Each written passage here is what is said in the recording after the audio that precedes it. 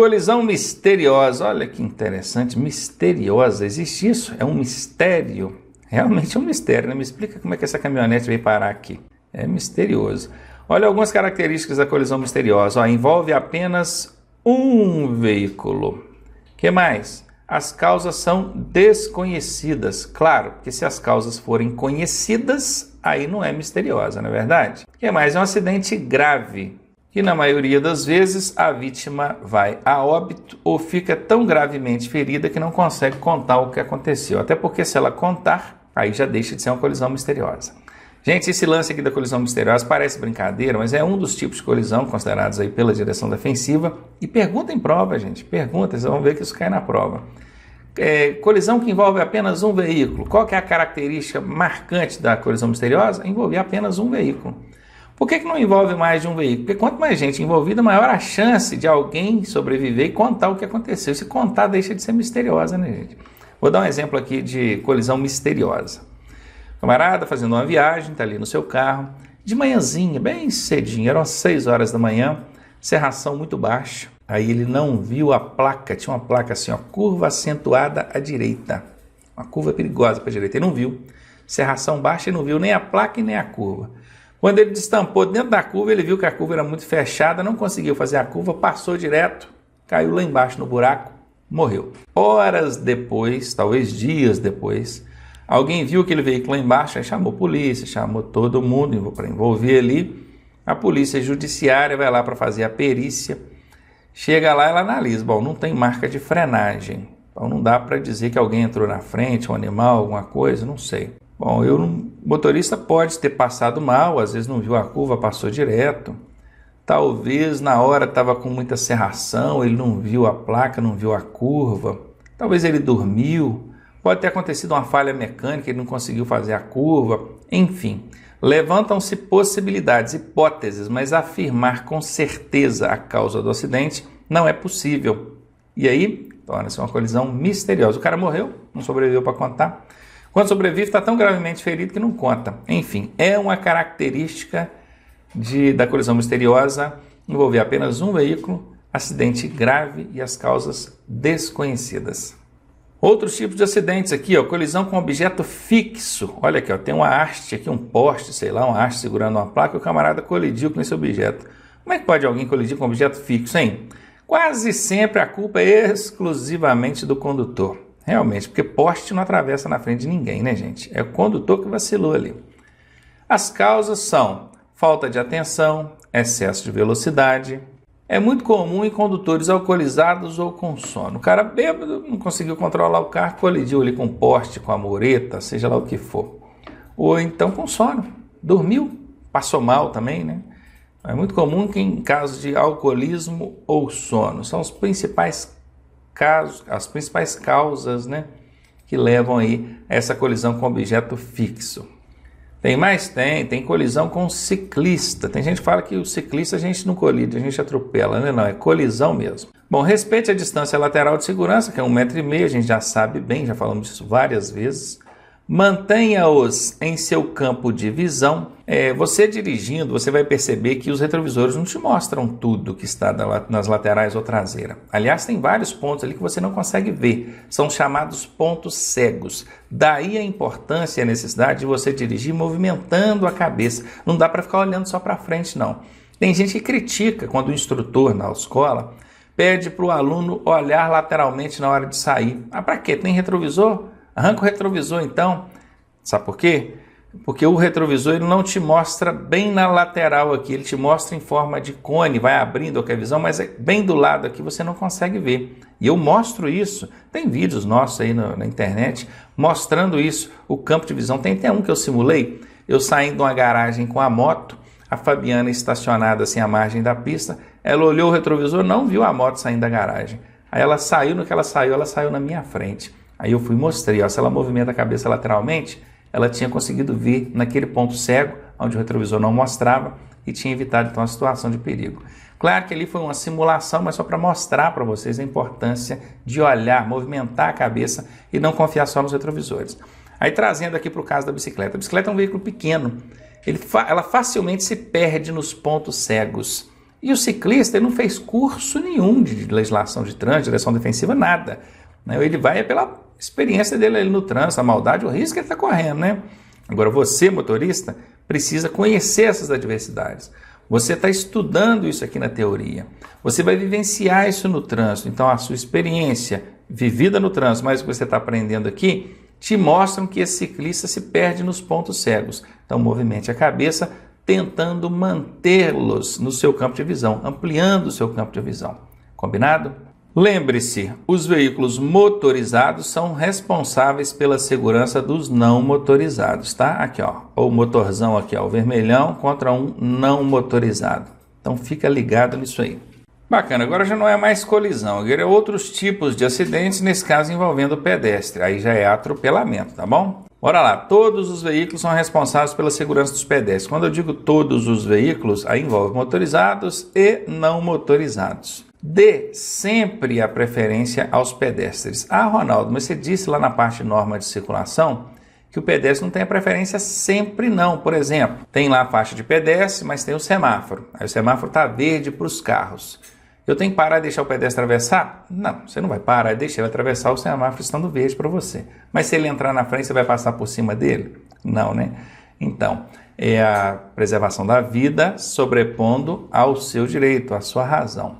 Então, se ele entrou na frente, deixa passar. Isso é o que a direção defensiva recomenda. Seja educado, gentil e cortês com os pedestres. Lembre-se, você também é pedestre, tá? Quando você não está na direção do veículo, você é pedestre. Seus filhos são pedestres, seus parentes, as pessoas que você ama são pedestres. Então, do jeito que você se relaciona com os outros pedestres, que são parentes dos outros, os outros motoristas também fazem com os seus parentes, os seus queridos. Então, lembre-se, é respeito mútuo, colaboração mútua. Respeite a faixa de segurança, que é a faixa de pedestres, lembrando que se tem a faixa e não tem o semáforo, você tem que parar e deixar o pedestre atravessar, tá? E é claro, o pedestre na faixa, ele se sente num tapete vermelho, né? Foi estendido ali para ele atravessar. Bacana, tá certinho, é isso mesmo.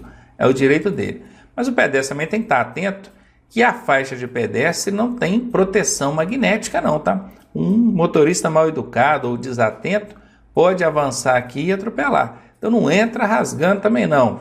Não chega afobado não. Para lá na calçada, estende a mão. Quando perceber que o trânsito parou todo, aí você atravessa. Manobras de marcha ré é uma manobra a evitar. Evite manobras de marcha ré. Gente, tem motorista que ama marcha ré. Ele adora, é fascinado por marcha ré. É incrível. Tem 5 maneiras dele fazer uma determinada manobra e ele escolhe justamente aquela onde ele precisa fazer marcha ré. Gente, tudo que eu puder evitar para fazer marcha ré, eu evito. Eu tento dirigir como se o carro não tivesse marcha ré. É verdade. Eu estou aqui. Se eu manobrar aqui, eu consigo voltar. Não, eu dou a volta na praça. Eu dou a volta no quarteirão. Entenderam? Tudo que você puder evitar de marcha ré, evite. É uma manobra perigosa, a visibilidade da parte traseira do carro é quase zero, tá? Então cuidado com isso, pare com essa mania de ficar fazendo marcha ré. Tem gente que ama marcha ré, adora marcha ré, pare com isso, tem que odiar, detestar marcha ré. Não se aproxime de esquinas utilizando marcha ré, cuidado com crianças e pequenos objetos que possam estar atrás do veículo, ou seja, fora do seu campo de visão, e para veículos de grande porte, só executar esse tipo de manobra com auxílio do manobrista. Então vamos comentar sobre esses 2 últimos aqui, ó. Crianças e pequenos objetos, e depois a gente vai comentar aqui sobre o manobrista para veículos de grande porte. Vou contar um caso que fica fácil de vocês entenderem, para relacionar aí com esse criança e pequenos objetos. Eu, logo no princípio, assim que eu tirei a habilitação, lá com os meus 18, 19 anos, eu estava dirigindo o meu carro. Aí em frente à casa do meu tio tinha uma vaga enorme, tinha um veículo estacionado lá na frente e para trás não tinha mais ninguém. Eu cheguei e encostei atrás desse carro que estava ali, tranquilo, de boa, cheguei, encostei, não tinha ninguém para trás. Aí o meu tio na janela, eu falei alguma coisa com ele, até saí do carro, agora que eu lembrei, eu saí do carro sim, eu saí, mas saí pela frente do carro. Abri a porta, passei pela frente do carro, fui lá, cheguei na janela, conversei com ele. Na hora que eu voltei, eu passei de novo pela frente do carro, entrei aqui, coloquei a marcha ré e no que eu afastei, eu escutei aquele barulhão. Aí eu olhei para o lado, um campo de futebol. Tinha um campo de futebol na frente da casa do meu tio, crianças brincando. Qual que é a primeira coisa que me passou na cabeça? Passei em cima de uma criança. Aí pronto, o coração veio na boca. Eu abri a porta e fui lá atrás preparado para o pior. Quando eu cheguei lá era um carro de mão, um carrinho de mão, com 2 latas de lavagem. Para quem não sabe o que é isso, é resto de comida. O pessoal do interior, há algum tempo, isso naquela época, quando eu tinha 18 anos, já tem alguns anos isso, tinha o hábito de criar porco em casa, e tratava do bicho, não era com ração não, era com resto de comida. E saía com aquele carro de mão, de casa em casa, catando os restos de comida que tinham nas casas. E olha o que o camarada fez. No que eu encostei o carro, estava tudo livre lá atrás, ele chegou, encostou o carrinho de mão dele ali e foi em alguma residência ali pegar o resto de comida para carregar para os porcos dele lá.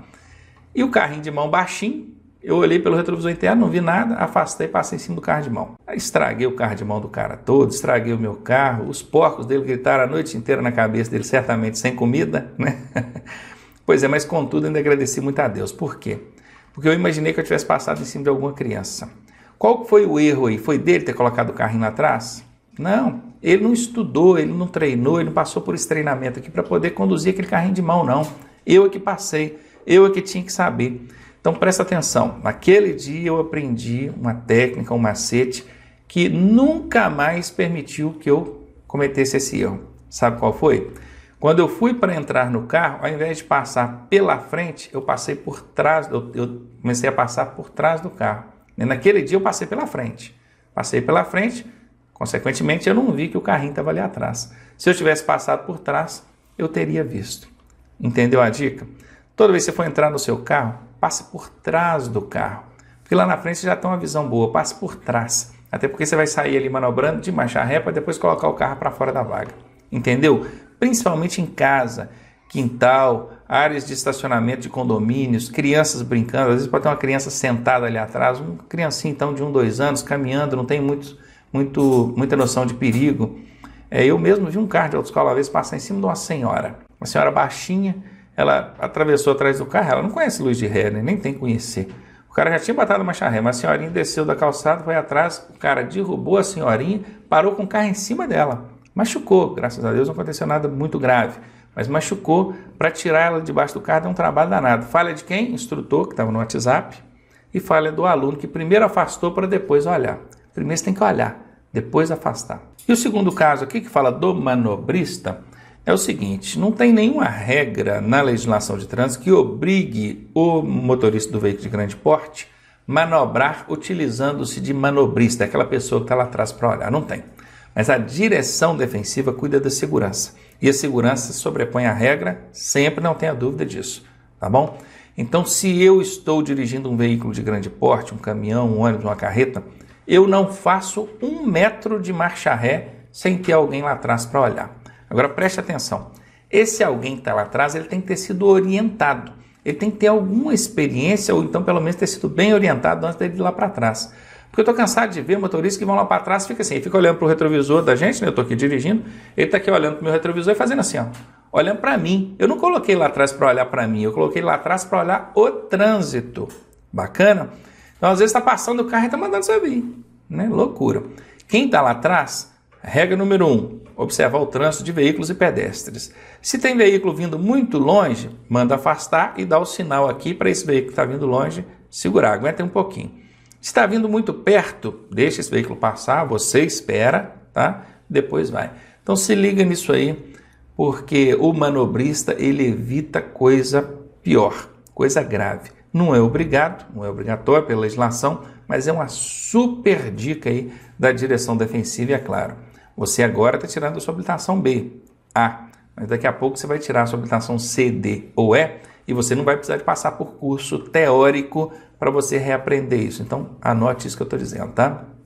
Ainda falando de outros tipos de acidentes, agora com motocicletas. Aumente a distância de segmento quando estiver andando atrás de uma motocicleta. Não dispute espaço com motociclistas, dê passagem. Tem gente que fica arranjando picuinha com motociclista no trânsito. Ah, que pessoal folgado, fica passando no corredor. Gente, que ele passe onde ele quiser. Eu quero ele longe de mim. Se eu sou o motorista do carro, eu vou querer o motociclista ficar andando do meu lado ou atrás de mim? Vai embora, meu filho. Se eu puder encostar e deixar ele passar, é menos um ali no congestionamento, né? Para atrapalhar mais ainda o trânsito. É ele longe de mim. Então para com essa bobeira. Deixa o motociclista passar, tá bom? Olhe com muita atenção antes de mudar de faixa. Olha aqui, ó, pelo retrovisor aqui, ó. O camarada vai fazer uma mudança de faixa, olha o motociclista vindo, ó. Direto, gente. Isso acontece todo dia, o dia inteiro. É gente mudando de faixa na frente de motociclista. Os motociclistas arrancam o miolo do escapamento, que é para a moto fazer bastante barulho, porque se o cara não enxergar, pelo menos ele escuta, né? Claro que isso é uma infração de trânsito, não é a medida mais adequada a ser adotada, mas é o que o pessoal está fazendo para sobreviver. Porque o motorista não olha o retrovisor, quem sabe ele escuta, né? Isso hoje em dia, com ar-condicionado, vidro fechado, som alto, nem isso está resolvendo, não é verdade? Mas você, motorista do automóvel, do caminhão, do ônibus, vai mudar de faixa? Presta atenção no retrovisor. Se possível, movimente a cabeça lateralmente, porque a moto costuma se perder também no campo de visão, assim como acontece com as bicicletas, tá? Cuidado ao abrir a porta. Olha aqui, ó. O cara abriu a porta na frente do motociclista assintosamente. Coitado do motociclista, né? E não confie somente nos espelhos retrovisores. Movimente a cabeça. Para quê? Para ampliar o campo de visão e eliminar, né? Eu já até falei aqui, ó. Eliminar pontos cegos. Lembre-se que os motociclistas são pequenos, veículos pequenos, se perdem facilmente. Inclusive, esse é o motivo deles terem que andar com o farol aceso. Porque o facho de luz do farol ele passando para lá e para cá, às vezes pega ali num reflexo, num retrovisor, num vidro, uma coisa qualquer, te ajuda a visualizá-los. É muito importante esse farol aceso aqui. Tanto que andar com o farol da motocicleta apagado, seja porque está queimado ou porque esqueceu de acender, é uma infração gravíssima e dá suspensão do direito de dirigir, tá? Fique ligado aí se você está tirando a sua habilitação para moto. Ainda falando sobre outros tipos de acidentes, agora colisão com trem. Parece uma coisa inimaginável, uma pessoa entrar na frente de um trem, mas acontece. Agora com as redes sociais fica bem mais fácil a gente falar disso, porque vira e mexe aparece um videozinho aí de veículo parado sobre a linha férrea e o trem colidindo com ele, né? Mas enfim, tem umas regrinhas aí. Antes de transpor uma passagem de nível, pare, olhe e escute. Isso não é só recomendação da direção defensiva não, tá? Isso é regra de trânsito mesmo. Passagem de nível é o cruzamento com a linha férrea, eu acho que vocês já sabem disso, né? Tem que parar, meu amigo, imobilizar, não é só diminuir a velocidade, não, é imobilizar totalmente o veículo. Aí olhe para os dois lados, escute também, presta atenção aqui, às vezes você não está vendo por algum motivo, às vezes serração, chuva, alguma coisa, então escutar também vale muito. O que mais? Jamais atravesse se os sinais estiverem fechados. Nesse caso aqui do desenho não tem a cancela, né? Aquela cancela que baixa para segurar o carro. Estou vendo aqui a plaquinha de Cruz de Santo André, que representa que tem o cruzamento com a linha férrea, mas não tem a cancela. Tendo a cancela, se o sinal estiver fechado, e às vezes também não tem a cancela, ou não tem a cancela, né? Mas tem aquele semáforozinho do vermelho e do verde, estão lembrados? O vermelho e o verde só? Tá vermelho, meu amigo, é porque não pode passar, tem que esperar, né? Vocês viram lá na parte de sinalização de trânsito, quando eu falei de sinalização semafórica de regulamentação, tem aquele semáforo que não tem o amarelo, é só o vermelho e o verde. É para controle de fluxos específicos aqui, ó, pedágio, cruzamento com linha férrea, ponte móvel, por aí vai. Então tem o semáforozinho, tem que esperar, vai estar fechado, jamais atravessa se os sinais estiverem fechados. Tem gente que arrisca, acha assim que vai dar tempo, né? E o grande problema é que você está vendo uma linha só, né? Só uma linha de trem, você precisa rapidinho eu passo. Bom, se der tudo certo, se der tudo bem, você consegue sim atravessar uma linha só.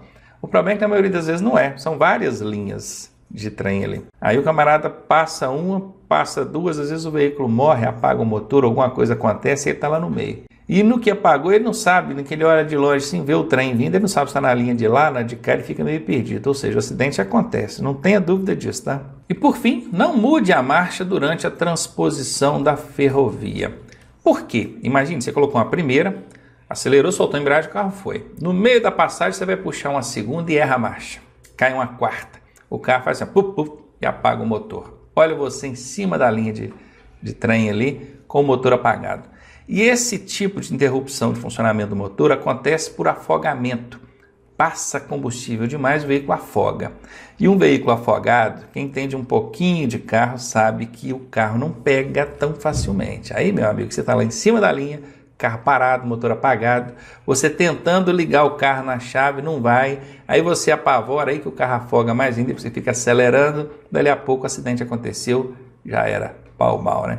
Então não mude a marcha enquanto estiver transpondo a linha férrea. Põe a primeirinha, acelera no talo, saiu do lado de lá, aí você puxa uma segunda.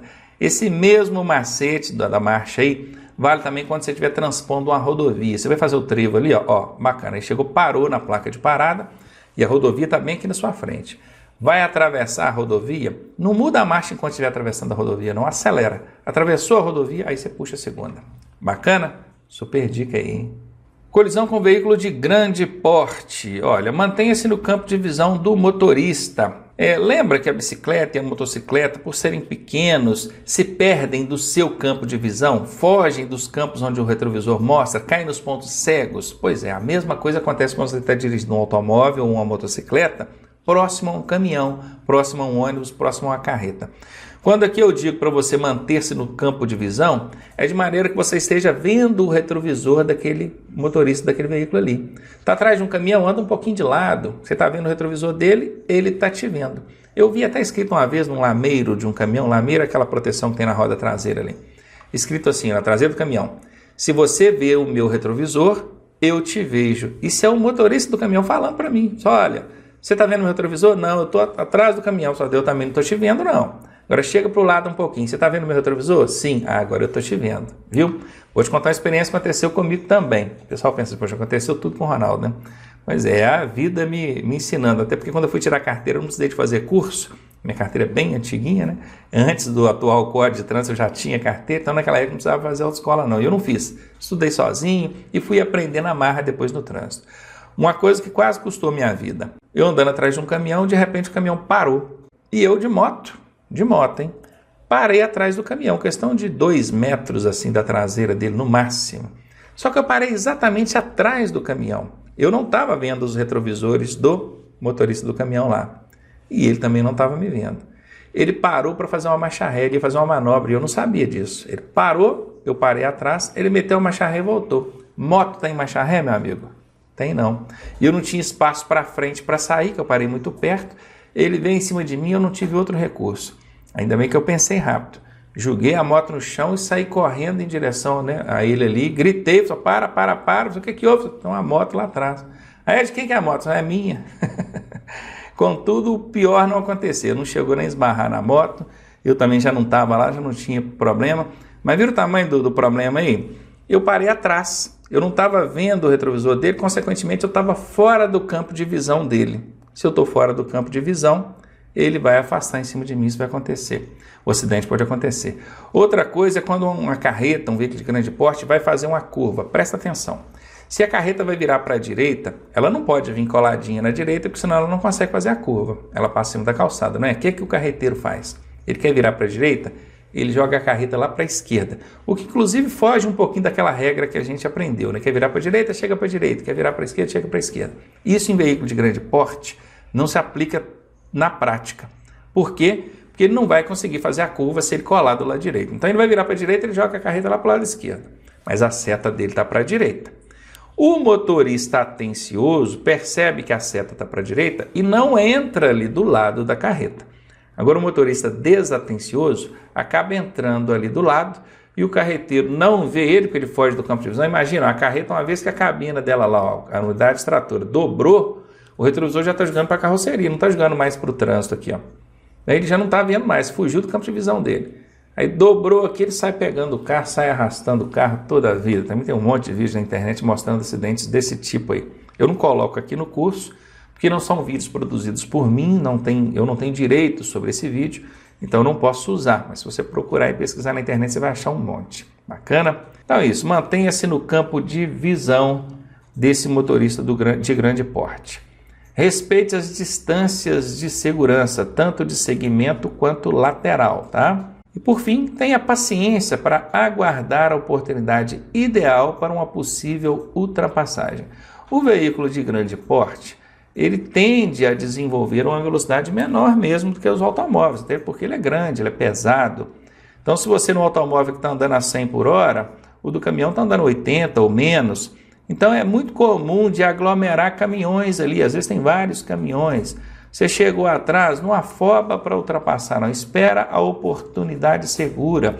Muitas vezes você não precisa nem ir para a contramão, logo aparece a famosa terceira faixa, né? Que é tipo acostamento, só que é pontilhado. A gente nem viu isso lá na parte de sinalização, né? Mas tem. É o acostamento e de determinado momento ele fica ali pontilhado. aquela linha que divide a pista do acostamento, ela é contínua. Mas quando ela fica pontilhada é porque vira terceira faixa. Então os veículos de grande porte encostam, você passa tranquilamente. Não afoba não, vai com calma e no final dá certo. Ainda falando de outros tipos de acidentes, agora os abalroamentos, alguns chamam assim. É aqueles barrãozinhos lateral, né? Respeite a distância lateral de segurança de 1,5 m. Ô Ronaldo, mas tem 1,5 m a respeitar de veículos? Não, só da bicicleta que a regra determina. Mas a direção defensiva recomenda que você mantenha uma distância de 1,5 m também dos demais veículos. Tem algum problema? Não, né? Então, recomendação, 1,5 m. O que mais? Execute as conversões dentro da sua mão de direção. O que é conversão? É mudar de direção. Nós vimos lá na parte norma de circulação que para fazer uma conversão à esquerda, fazer uma conversão à direita, tem todo um procedimento. Chega para lá, chega para cá, vira aberto, vira fechado, sinaliza. Tudo para que você faça dentro da sua mão direcional, atingindo o menos possível, ou seja, invadindo o menos possível da mão contrária, ou da faixa contrária, ou da faixa da qual você não deveria estar. Então faça corretamente, da maneira adequada, que já vai evitar esses abalroamentos, essas pequenas colisões laterais ali. Redobre a atenção ao se aproximar de cruzamentos, nós já falamos sobre isso, né? Cruzamento é onde acontece a maioria dos acidentes, 1/3 acontece nos cruzamentos, então fique ligado. Bom, agora eu quero que você preste muita atenção nisso aqui, porque isso aqui tanto é cobrado com bastante frequência em prova, como também é utilizado na sua prática do dia a dia, dirigindo. Nós vamos falar aqui de percepção, reação, frenagem e parada. Vamos fazer o seguinte, olhe toda essa simulação aqui e pense o seguinte, aonde você está vendo esse risco vermelho aqui, ó, tá vendo do final aqui? Imagine que isso aqui é um obstáculo, uma carreta que tombou e está atravessada na pista. Você não tem para onde desviar, você vai ter que parar o veículo. E aqui nós temos um veículo, parece um veículo possante, né? Um esportivo aí, ó, bacana, com freio chique, ABS, tudo bacana. Você está dirigindo aqui, ó, numa pista pavimentada, pavimentação boa, de dia, pista seca, tudo é favorável, tá bom? E a velocidade máxima permitida aqui é 80 por hora e você estava a 80 por hora. Vamos considerar isso. Então, nesse momento, onde está esse veículo aqui, esse camarada vê essa carreta tombada aqui, atravessada na pista. No momento que ele vê, ele fez o quê? Ele percebeu, não é? Ele percebe, imediatamente ele faz o quê? Ele tira o pé do acelerador e leva no freio. Então, ele reage. Isso chama-se tempo de percepção, ó, tempo de percepção e reação. Viu, tirou o pé do acelerador e levou no freio. Quanto tempo a pessoa demora para fazer isso? Menos de 1 segundo. 3/4 de segundo. É menos de 1 segundo. É quase 1 segundo. Tá bom? E esses 3/4 de segundo, a 80 km por hora, são suficientes para o veículo percorrer 17 metros. Aqui vai dar 16 metros e fração. Mas para arredondar, fica fácil a nossa conta, eu arredondei aqui para 17, que está bem próximo aí de 17. Então, 80 por hora, você pegar a calculadora, se for bom de matemática, você vai calcular que em 3/4 de segundo esse veículo vai percorrer 17 metros. Porra, 17 metros, pensou nisso? Daqui até aqui, onde está esse outro risquinho vermelho aqui, ó, o veículo percorreu 17 metros. É a distância que foi necessária para ele perceber e reagir, que é tirar o pé do acelerador e levar no freio. Nesse momento que ele pisou no freio, aqui, ó, nesse ponto aqui ele pisou no freio, ó, nesse ponto. O veículo para imediatamente? Claro que não. Aqui se inicia o tempo de frenagem. E o tempo de frenagem é do momento que ele acionou o freio até a imobilização total do veículo. Confere? Então, acionou o freio nesse ponto. Aí ele vai percorrer todo esse trajeto aqui até imobilizar totalmente. Qual o tempo que esse veículo aqui, bacana, veículo chique, pneus bons, rodas largas, o freio ABS, o motorista é um exímio motorista, que ele reage bem rápido, viu aqui? A 80 por hora, que não estava correndo tanto assim, pista seca, tudo favorável. Qual o tempo que esse veículo gastou para frear? Ó, para fazer a parada, né? Ó, freou, aí ele percorreu até a imobilização. 2 segundos. Cara, é muito rápido. Ele estava a 80 por hora, acionou o freio, 1, 2, o veículo já parou. É muito rápido. Só que nesses 2 segundos o veículo percorreu mais 30 metros. Ô Ronaldo, mas essa matemática não está batendo. Se ele, em menos de 1 segundo, ele percorreu 17 metros, em 2 segundos ele tinha que percorrer mais de 34 metros, confere? É uma matemática seca, sim. Só que aqui não é matemática seca, aqui é física. Nesse momento que ele acionou o freio, o veículo estava a 80 por hora. Aqui, ó, ele já não estava a 80 mais, ele estava a 60. Aqui ele já não estava a 60 mais, ele estava a 40. Eu estou falando aqui, eu estou chutando, tá, gente? Aqui ele estava a 20 e aqui ele estava a 0 km por hora. Então a perda progressiva de velocidade interfere no resultado final. Então não teme com o professor aqui não, tá? Professor que estudou física. Você também já estudou física? Você estudou, certamente você deve ter estudado isso aí. Esse cálculo, né, considerando a perda progressiva de velocidade. Mas bacana. Então a física já foi feita aqui, a continha já foi feita e foi mostrado para a gente que esse veículo percorreu 17 metros durante o tempo de reação, que foi em 3/4 segundos, e percorreu mais 30 durante o tempo de frenagem, que foi 2 segundos. Quando a gente soma esses 2 segundos com esses 3/4 segundos, a gente tem quase 3 segundos. É muito rápido, né? 3 segundos. Vamos botar aqui 3 segundos, só para arredondar. Bom, aqui ele viu o perigo, pisou no freio, o carro andou mais alguns metros, parou. Em 3 segundos aconteceu isso tudo. 1, 2, 3. É muito rápido. Esses carros de hoje em dia são muito feras, cara. Eles param muito rápido. Tudo bem, o tempo é rápido, mas a distância não foi tão pouca assim não. Se você somar 17 com 30, você vai chegar ao resultado de 47 metros. Você tem noção do que é 47 metros? Tem noção? São 47 passos bem largos. Aí está quase um campo de futebol, de uma lateral na outra, né? De uma ponta na outra dá 100 metros, aí é muito. Mas meio campo de futebol, pega aqui do gol até o meio, você tem 47 metros. É longe pra caramba. Agora imagina se essa carreta está dentro de uma curva. Imagina uma curva para a direita. A sua visão é bem fechada, bem limitada. Fazendo uma curva para a direita, você dentro da curva, você consegue alcançar a 47 metros de distância? Consegue não, meu amigo. No máximo você vai alcançar ali uns 20 metros, no máximo, 20. Né? Agora pensa, só para reagir você precisa de 17 metros. Quando você chegar a pisar no freio, você já está em cima da carreta e o acidente vai acontecer. Isso a física coloca aqui para mostrar para você que o carro é muito bom, a pista é boa, as condições são favoráveis, o piloto é muito bom, para muito rápido, 3 segundos ele já imobilizou totalmente. Mas velocidade é coisa que a gente não brinca. 3 segundos é tempo suficiente para um carro a 80 por hora percorrer 50 metros. Eu falei 47 aqui, com todas as condições favoráveis. Se você não tiver um carro possante igual esse aqui, certamente você vai gastar mais de 50 metros. Então arredondei aqui para 50 para você entender. Está fazendo uma curva aqui, ó, à direita, a 80 e acha que está em velocidade bacana, tranquilo, está moderado, sem perigo. Não está não. Não se engane. Os acidentes acontecem por isso. A pessoa não teve a oportunidade de estudar para entender como que a física, a dinâmica do acidente acontece. Então foi necessário que acontecesse na prática, na vida real, para ele ver que acontece. Com você não vai ser assim, não é verdade? Você já sabe que a 80 por hora você precisa de pelo menos 50 metros para imobilizar totalmente o carro. Então fica ligado nisso. E agora volta comigo na tela aqui, ó.